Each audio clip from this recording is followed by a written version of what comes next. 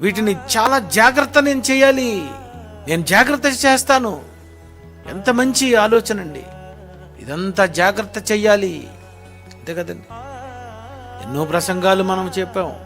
ఈ ప్రసంగాలన్నీ మనం జాగ్రత్త చెయ్యాలి. ఎన్నో సభల్లో డైరెక్టర్ గారు మాట్లాడారు. ఆ ప్రసంగాలన్నీ జాగ్రత్త చెయ్యాలి. మన పుస్తకాలు జాగ్రత్త చెయ్యాలి. క్రైస్తవులుగా మీరు దేవుని నమ్ముకున్న తర్వాత, క్రైస్తవులైన తర్వాత మీరు చేసినవి ఏమున్నాయి గుర్తుపెట్టుకోవడానికి. 2 పేతురు 1వ అధ్యాయము 14-15. మరియు మన ప్రభువైన యేసుక్రీస్తు నాకు సూచించిన ప్రకారము నా గుడారమును త్వరగా విడిచిపెట్టవలనని ఎరిగి నేను ఈ గుడారములో ఉన్నంత కాలము ఈ సంగతులను జ్ఞాపకము చేసి మిమ్మల్ని రేపుట న్యాయమని ఎంచుకొనుచున్నాను. నేను మృతి పొందిన తరువాత కూడా మీరు నిత్యము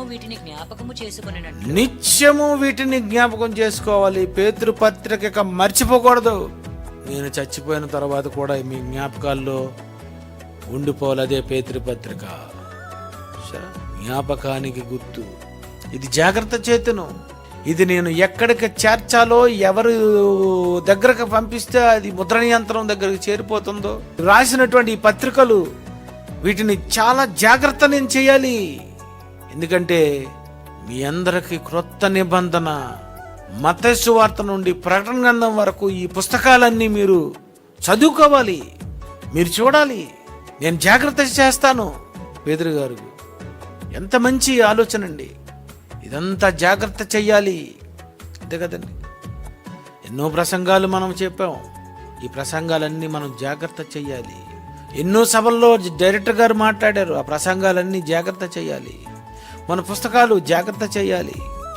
అవసరమైతే Bible Open University Bible reference Bible తెంచాలా. ప్రతిదీ కూడా ఈజీగా చెప్పుకునేటట్టుగా Bible Open University India International Christ Church ఇలాంటివన్నీ చేయాలి. నిజంగా మనమే అలాంటి బైబిల్ దించుతానండి, అదిరిపోద్దండి. ఈ బోధ అందరూ బోధిస్తారు. ఈ బోధ అందరూ నేర్చుకుంటారు. ఈ బోధ యావత్తు ప్రపంచంలో అన్ని భాషల్లోకి వెళ్ళిపోయింది అనుకోండి. సత్యవాక్యమును సరిగా విభజించిన బైబిల్ అనట్టలా. అంతే. ఆ రెఫరెన్సెస్ చూసుకోవడం, అదే క్రమంలో మీరు బోధించడం.